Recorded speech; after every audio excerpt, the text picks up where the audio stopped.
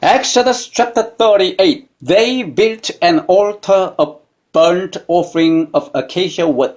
3 cubits high, it was square, 5 cubits long and 5 cubits wide. They made a horn at each of the 4 corners, so that the horns and the altar were of one piece, and they overlaid the altar with bronze. They made all its utensils of bronze, its pots, shovels, sprinkling bowls, meat forks, and fire pans. They made a grating for the altar of bronze network to be under its ledge. Halfway up the altar, they cast bronze rings to hold the poles for the 4 corners of the bronze grating. They made the poles of acacia wood and overlaid them with bronze. They inserted the poles into the rings so they would be on the sides of the altar for carrying it. They made it hollow out of boards. They made the bronze basin and its bronze stand from the mirrors of the women who served at the entrance to the tent of meeting. Next they made the courtyard. The south side was 100 cubits long and had curtains of finely twisted linen, with 20 posts and 20 bronze bases, and with silver hooks and bands on the posts. The north side was also 100 cubits long and had 20 posts and 20 bronze bases, with silver hooks and bands on the posts.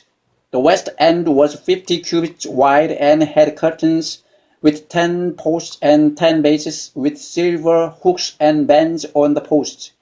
The east end towards the sunrise was also 50 cubits wide.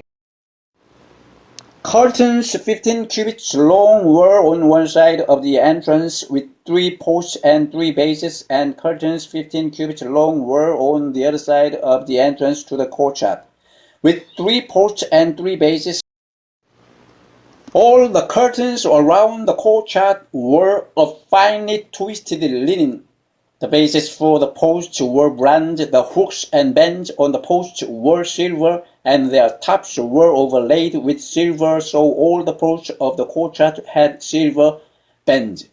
The curtain for the entrance to the courtyard was of blue, purple, and scarlet yarn and finely twisted linen, the work of an embroiderer. It was 20 cubits long and like the curtains of the courtyard, 5 cubits high, with 4 posts and 4 bronze bases. Their hooks and bands were silver, and their tops were overlaid with silver. All the tent pegs of the tabernacle and of the surrounding courtyard were bronze. These are the amounts of the materials used for the tabernacle of the testimony, which were recorded at Moses' command by the Levites under the direction of Ithamar son of Aaron the priest. Bezalel son of Uri the son of Hur of the tribe of Judah made everything the Lord commanded Moses. With him was Oholiab son of Ahishamach of the tribe of Dan, a craftsman and designer, and an embroiderer in blue, purple, and scarlet yarn and fine linen. The total amount of the gold from the wave offering used for all the work on the sanctuary was 29 talents and 730 shekels, according to the sanctuary shekel.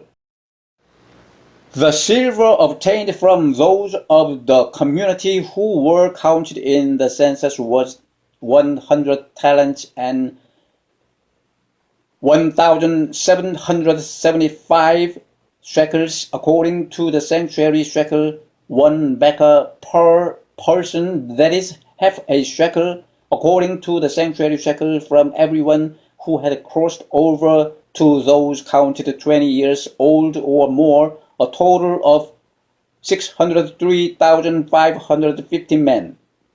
The 100 talents of silver were used to cast the bases for the sanctuary and for the curtain. 100 bases from the 100 talents, 1 talent for each base. They used the 1 2,775 shekels to make the hooks for the posts, to overlay the tops of the posts, and to make their bends. The bronze from the wave offering was 70 talents and 2,400 shekels. They used it to make the bases for the entrance to the tent of meeting.